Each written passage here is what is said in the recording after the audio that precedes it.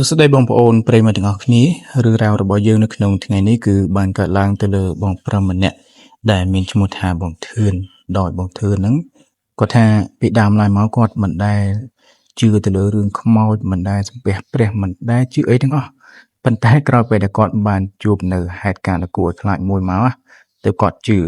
ហើយគាត់ថារឿងខ្មោចហ្នឹងវាពិតជាមានពិតមែនដោយសារតែគាត់ជួបខ្លួនឯងអញ្ចឹងមិនគាត់ជឿ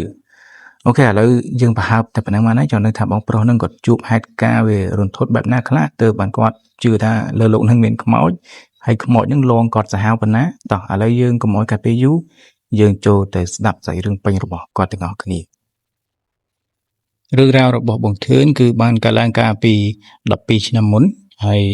ពេលហ្នឹងបងធឿនគាត់ថាគាត់មានសង្សារម្នាក់ដែលស្រឡាញ់គ្នាតាំងតែពីពេលដែលរៀបចំមកថ្មីស្រឡាញ់គ្នាមកពី3ឆ្នាំហើយប៉ុន្តែបងធឿនគាត់ថាគាត់អត់ដែលស្គាល់ផ្ទះសង្សាររបស់គាត់នឹងទេពេលដែលបងធឿនគាត់ចង់សុំទៅលេងផ្ទះសង្សាររបស់គាត់សង្សាររបស់បងធឿនហ្នឹងគាត់តែងតែនិយាយថាមិនទៅតែដឹងអីព្រោះថាផ្ទះរបស់គាត់ហ្នឹងនៅឆ្ងាយនៅខេត្តដែលជាប់ព្រំដែនអញ្ចឹងយើងបើកឡានពីពេញទៅវាឆ្ងាយគួរសមដែរហើយលើកមុនហ្នឹងពេលដែលសង្សាររបស់គាត់ប្រកែកអញ្ចឹងបងធឿនគាត់ចេះតែតាមណាតែលើកហ្នឹងគាត់លេងតាមហើយគាត់ថាគាត់ត្រូវតែទៅលេងផ្ទះសង្សារគាត់ឲ្យបាន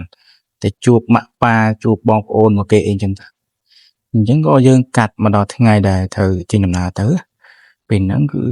ពេលព្រឹកពេលហ្នឹងរហូតមកដល់ថ្ងៃហ្នឹងបងធឿនជាមួយនឹងសង្សារមកគាត់ហ្នឹងកន្លែងតែរវល់គាត់រវល់ការងារផ្ទាល់ខ្លួនមកគាត់អញ្ចឹងតម្រាំតែបានចេញដំណើរទៅវាថ្ងៃរសៀលហើយប៉ុន្តែអត់បញ្ហាបងធឿនគាត់មានឡានណាអញ្ចឹងក៏ចាប់ផ្ដើមចេញដំណើរទៅពីពេញទៅប្រហែលជាម៉ោង2ម៉ោង3ហ្នឹងបើកបរតាមផ្លូវទៅរហូតដល់ពេលហ្នឹងបងធឿនគាត់ថាសង្សារមកគាត់ហ្នឹងក៏ខានទៅលេងផ្ទះយូរដែរ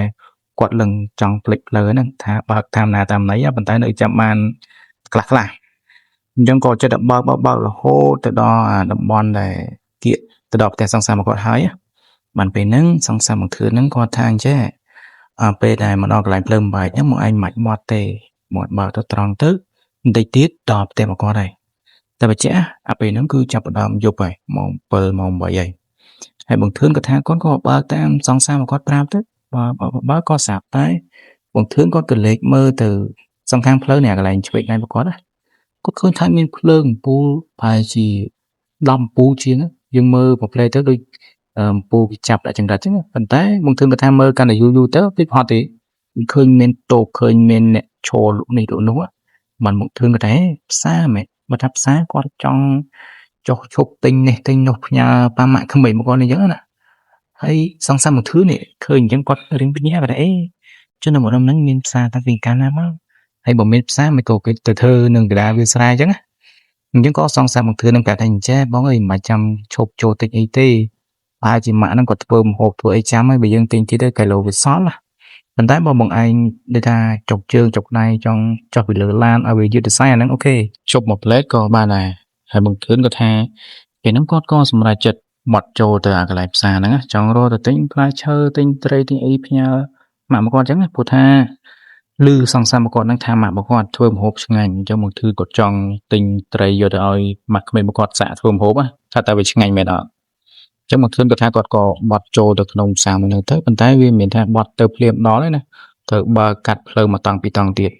ដោយផ្លូវកាច់បត់ចូលដំបូងគឺគេមានដូចខ្ទមអ្នកតាណាកន្លែងច្រកផ្លូវចូលហ្នឹងហើយផ្លូវវាមិនធំប្រហែលទេហើយមកធឿនគាត់បត់ចូលតាមច្រកផ្លូវហ្នឹងបន្តិចទៅដោយផ្លូវហ្នឹងវាមិនមែនជាផ្លូវធំអីខ្លាំងប្រហែលទេវាល្មមតែឡានពីរអាចជិះគ្នាបានផាត់ផោយចឹងគាត់បត់ចូលតាមច្រកហ្នឹងបន្តិចគាត់ក៏ទៅចតឡាននឹងក្រោមដើមឈើមួយហើយយើងត្រូវដើរដោយជើងទៅទេទៀតដើរតាមភ្លឺស្រែដើម្បីទៅដល់ផ្សារមួយហ្នឹងអញ្ចឹងបងធឿនគាត់ប្រាប់ថាឲ្យសង្សារមកគាត់ណានៅចាំនៅលើឡានហ្នឹងហើយគាត់ចុះទៅតែឯងទៅតែមកផ្លេទេមកវិញហើយបានបងធឿនគាត់ថាពេលដែលគាត់ដើរទៅដល់ផ្សារមួយហ្នឹងគាត់រៀងភ្ញាក់បន្តិច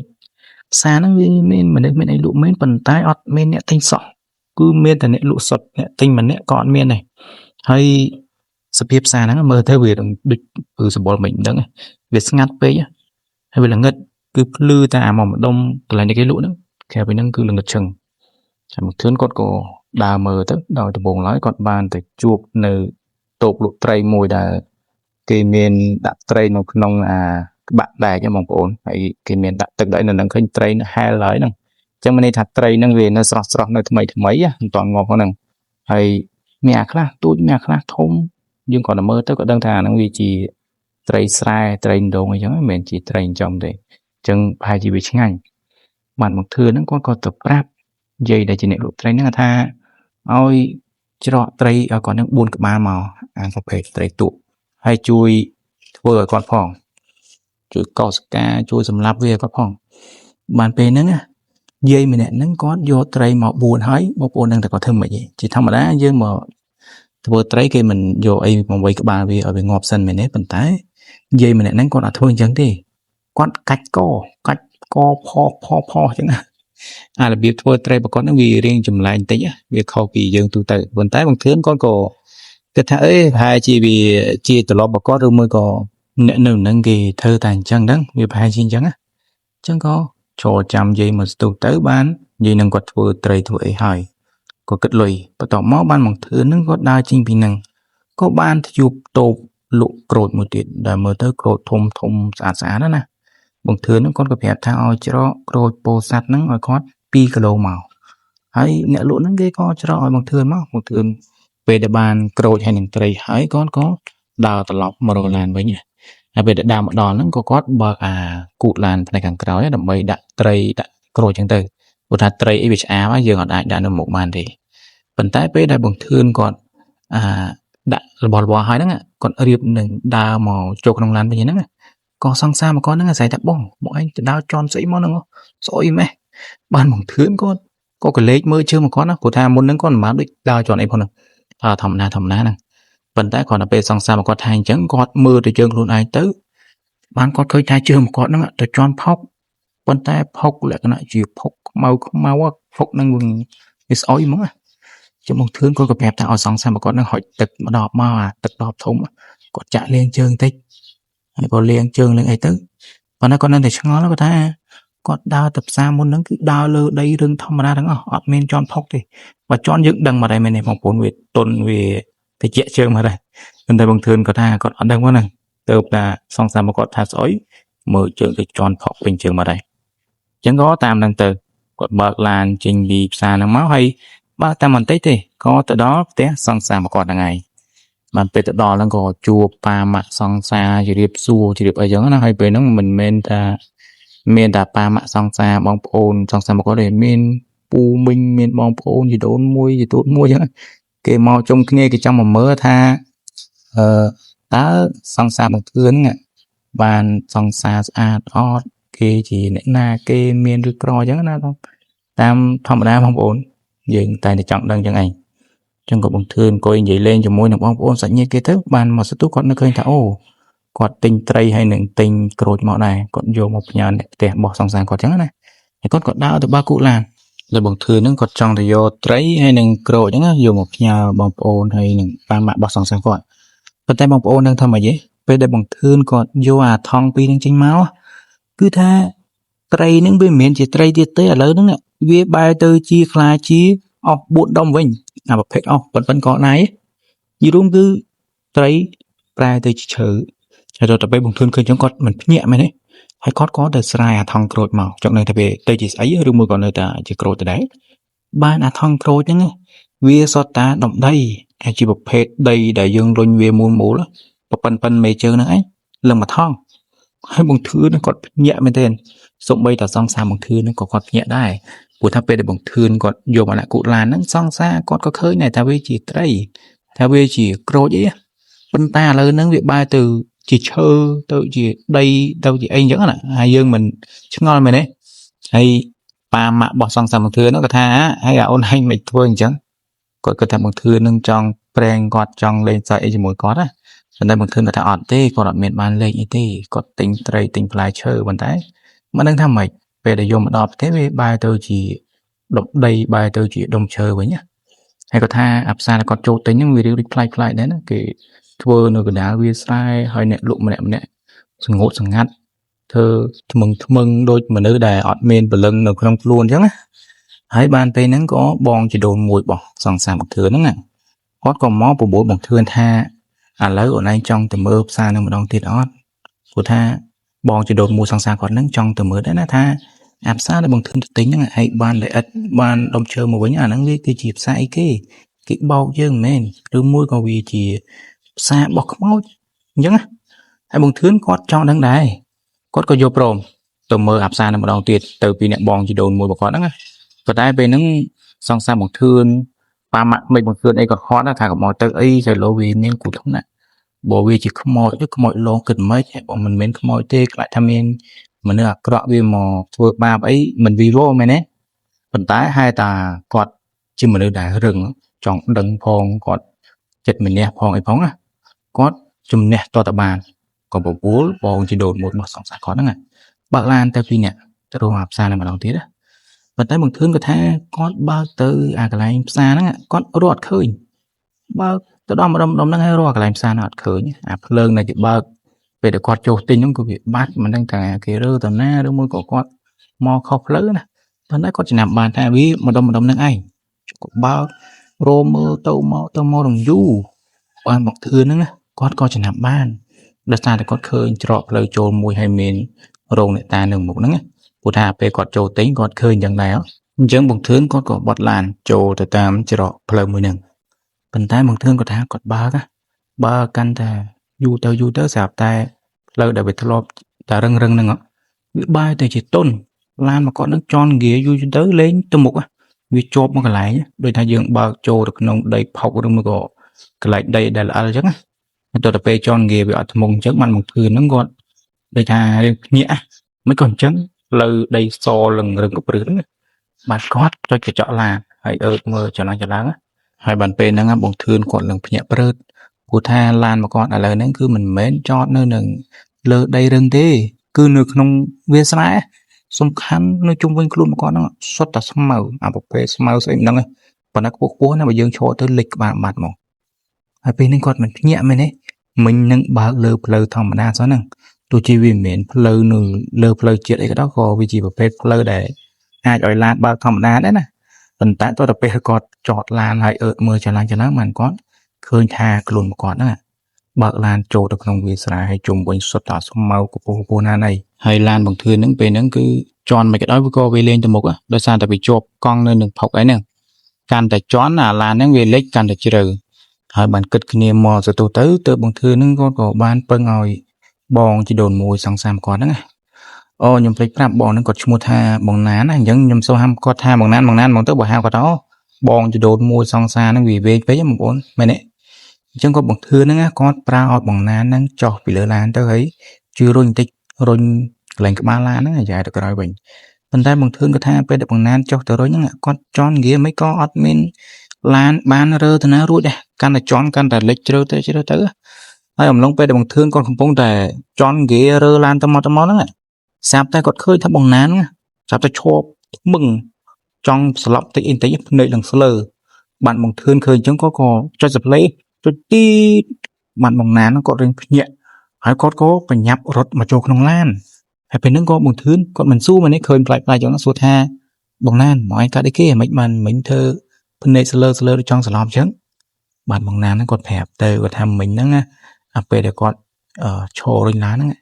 គាត់ស្រាប់តែថាមានដៃម្នាក់ដៃខ្មោចដៃមលឹមហ្នឹងណាមកចាប់ស្មាគាត់បាច់ហើយដល់ទៅពេលគាត់ឃើញមានអាដៃដែលមកចាប់ស្មាគាត់អញ្ចឹងគាត់មិនភ័យគាត់មិនភ្ញាក់មែនទេព្រោះថានៅកន្លែងហ្នឹងវាស្ងាត់ឈឹងមានតែគាត់ហើយនឹងបងប្រុសដែលជាម្ចាស់សាច់រឿងហ្នឹងហើយអ្នកណាគេមកចាប់ស្មាគាត់បានគាត់បញ្ញាប់ងាកទៅក្រោយវឹបអត់មានឃើញអីលីងគឺវាទៅទេចេះហ្មងណាអញ្ចឹងក៏គាត់បញ្ញាប់រត់មកលើឡានមកគាត់គិតថាប្រហែលជាខ្មោចហើយបានពេលដែលបងណានហើយនឹងបងធឿនគាត់នៅលើឡានហ្នឹងណាបានបងធឿនគាត់ឃើញថាមានសមោលមនុស្សច្រើនអ្នកណាស់មិនក្រោម20នាក់ទេដើរចេញមកពីកន្លែងគុំព្រៃនៅមុខឡានរបស់គាត់ហ្នឹងព្រោះថាពេលហ្នឹងឡានរបស់គាត់ប្រឆេះភ្លើងវានៅតែបើកភ្លឺចាំងទៅមុខហ្នឹងឃើញនឹងច្បាស់ចាស់មនុស្សដើរចេញមកពីកន្លែងគុំព្រៃដែលនៅមុខឡានរបស់គាត់ហ្នឹងហើយជាមនុស្សមិនដឹងខ្មោចហ្នឹងណាពេលហ្នឹងតែគាត់ថាបងធឿនឃើញអញ្ចឹងគាត់ខ្លាចហើយគាត់ក៏ចុច play ទៀតចុចទីប៉ុន្តែពេលដែលបងធឿនចុច play អញ្ចឹងទៅពួកខ្មោចដែលវាដើរចេញពីក្នុងគុំព្រៃមិញហ្នឹងវាដើរចូលទៅវិញអានេះមិនដឹងថាវាខ្លាច play ឡានឬមួយក៏វាគាត់តែចង់មកឲ្យយើងឃើញអានេះយើងមិនដឹងទេណា តែគាត់ថាបងធឿនចុច play អញ្ចឹងវាក៏ដើរចូលទៅក្នុងព្រៃវិញប៉ុន្តែមិនទាន់ចប់ត្រឹមតែប៉ុណ្្នឹងឯណាបងធឿនក៏ថាគាត់អង្គុយក្នុងឡាន2នាក់បងណានបានមកសទុះក៏ស្រាប់តែគាត់ក៏លេចមើលទៅស្ដាំដៃអាកន្លែងដែលបងណានគាត់អង្គុយពេលហ្នឹងបងធឿនគាត់ឃើញថាមានយាយចំណាស់ម្នាក់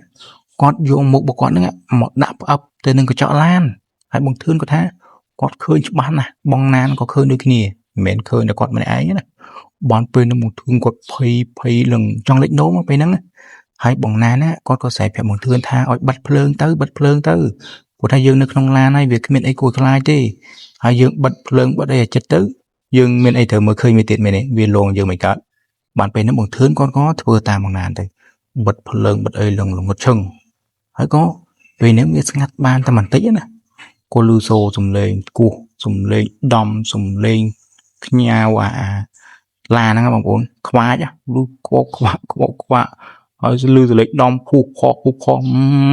បងធឿនគាត់ថាគាត់ព្រឺសម្បល់គាត់ខ្លាចមែនទែន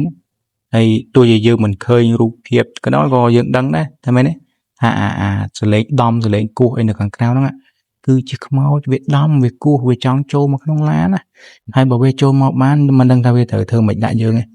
ហើយបងធឿនគាត់ថាតើពេលគាត់ខ្លាចពេកវាមកដល់ចំណុចដែលធំនេះបានណាគាត់ក៏លេចនោមដាក់ខោហ្មងចេះពេញឡានចឹងទៅហើយគាត់ថាពេលហ្នឹងគាត់យំផងនឹកឃើញដល់គុណម៉ែគុណឪគាត់ផងសូត្រធម៌ផងអីផងយីរុំគឺចេះអីចង់អីគឺធ្វើគ្រប់យ៉ាងហ្មងឲ្យតែពួកខ្មោចទាំងអស់ហ្នឹងវាចេញទៅហើយគាត់ថាពេលហ្នឹងមិនដឹងថាគាត់ស្លាប់ឬមួយក៏ដេកលក់ណាប៉ុន្តែក៏បាត់បង់ស្មារតីទៅភ្លឹងទៅទៅពេលគាត់ដឹងខ្លួនមកម្ដងទៀតគឺភ្លឺបាត់ហើយម៉ោង6ម៉ោងអីហ្នឹងហើយគាត់លឺសូរសំឡេងវកវាក់នឹងក្រៅមិនមកធឿនគាត់មើលទៅក៏ឃើញថាមានឡានជាប្រភេទឡានមានកន្ទុយខាងក្រោយបងប្អូនឡាន pick up មានឡាននឹងមកមួយគ្រឿងហើយមានអ្នកភូមិគេជិះម៉ូតូជិះកង់អីមកមើលហើយគេមានចង្វាក់មានអីទៀតយីរួមគឺគេមកចង់ជួយឃើញថាឡានរបស់បងធឿននឹងជិះចូលទៅក្នុងភុកគេចង់មកជួយអូហើយបានគេដាក់ចង្វាក់ដាក់អីទៅទាញឡានបងធឿនហ្នឹងឡើងមកដល់លើគោកបានបងធឿនចេញមកគាត់អរគុណគាត់នៅថាថ្លៃអំណរគុណទៅដល់គេអញ្ចឹងណាតែគេខំជួយយើងតែយើងមិនបានហៅគេឲ្យមកជួយទេហើយបងធឿនគាត់ក៏សួរទៅពូម្នាក់ហ្នឹងថាចាកន្លែងហ្នឹងវាជាកន្លែងស្អីគេហើយមិនគាត់បើកធ្លាក់វាស្រែធ្លាក់អីចឹងគាត់ឆ្ងល់ដល់បងធឿនគាត់គិតថាកន្លែងហ្នឹងវាប្រហែលជាមានខ្មោចបាំងភ្នែកគាត់ឬមួយក៏មានស្អីវានាំគាត់ប៉ុន្តែអ្នកភូមិដែលបងធឿនសួរហ្នឹងគាត់ថាគាត់អត់ដឹងដែរ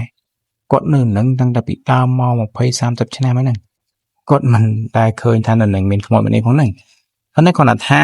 កាលពីប្រហែលឆ្នាំមុនមានហេតុការណ៍មួយដែលវាកើតឡើងស្តៀងទៅនឹងបងធឿនចឹងដែរគឺមានមនុស្សស្រីម្នាក់បើកឡានចូលទៅក្នុងស្រែយ៉ាងដូចគ្នាមានថាគាត់បើកក្លាប់ឲ្យឡានវាខ្ទាតចូលណាគឺបើកចូលទៅក្នុងស្រែហ្នឹងហ្មងហើយពេលដែលអ្នកភូមិឃើញគេក៏យកឡានយកអីមកអូសមកហើយបើកទ្វារទាញម្នាក់ស្រីហ្នឹងចេញមកពីក្នុងឡានបានពេលហ្នឹងគេឃើញថាម្នាក់ស្រីហ្នឹងគាត់រៀងវែងនិយាយអត់ដឹងអីចឹងណាអានេះប្រហែលជាគាត់ជួបរឿងអីគួរឲ្យភ័យខ្លាចខ្លាំងពេកដល់ថ្នាក់គាត់ប្រែទៅជាវែងវាន់អញ្ចឹងឬមួយក៏គាត់វែងវាន់អញ្ចឹងស្រាប់មកពីណានេះយើងក៏មិនដឹងដែរណាប៉ុន្តែបើតាមអ្នកភូមិគាត់សន្និដ្ឋានគឺគេយល់ថាម្នាក់ស្រីអ្នកធ្វើបានខ្មោចលងខ្មោចមកធ្វើបាបគាត់អីចឹងណាហើយស្មារតីគាត់វាទន់ខ្សោយក៏ប្រែទៅជាវែងវាន់អញ្ចឹងហ្មងទៅអញ្ចឹងវានៅតែជាចម្ងល់ណាបងប្អូនមិនដឹងថាកន្លែងដែលបងធឿនជួបផ្សារដែលឃើញមានគេលក់ត្រីលក់ផ្លែឈើណាហ្នឹងគឺជាផ្សារស្អីគេផ្សារខ្មោចមិនមែនហើយវាមានប្រវត្តិបែបណាពីណាមកហើយយើងសួរអ្នកភូមិគេ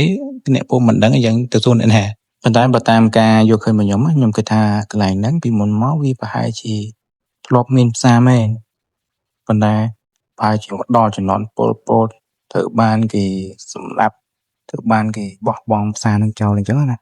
ហើយអ្នកលក់អ្នកអីនៅកន្លែងហ្នឹងគេនៅតែបន្តលក់អីដូចមុនអញ្ចឹងទៅតែគាត់ថាឆ្ងល់មួយហេតុអីក៏មិនបង្ហាញខ្លួនឲ្យអ្នកភូមិឃើញគឺគាត់តែងតែលងអ្នកដែលនៅឆ្ងាយគឺបងធឿនហើយនឹងម្នាក់ស្រីណានៅខេត្តផ្សេងតែអ្នកភូមិដែលគេជិះកាត់ហ្នឹងមិនថាយប់មិនថាថ្ងៃគេអត់ដែលឃើញអីប៉ុណ្ណឹងឬមួយក៏គេអត់ចង់លងគ្នាឯងចាំតែលងអ្នកដតីទេហើយបងប្អូនគិតមិនដែរចំពោះសាច់រឿងមួយហ្នឹងគិតថាផ្សារមួយហ្នឹងវាជាផ្សារពីអតីតកាលមែនឬមួយក៏វាគ្មានផ្សារអីទេតែគាត់ថាកន្លែងហ្នឹងមានខ្មោចចិត្តថាលងលេងទៅអាហ្នឹងបងប្អូនគិតមិនចាំជួយខមមិននៅខាងក្រោមវីដេអូហ្នឹងផងណា អូខេអញ្ចឹងសាររឿងថ្ងៃនេះមានតែប៉ុណ្្នឹងទេហើយយើងចាំជួបគ្នានៅនីតិខ្មោចក្រោយៗទៀតសម្រាប់ថ្ងៃនេះគឺសូមអរគុណសូមជម្រាបលា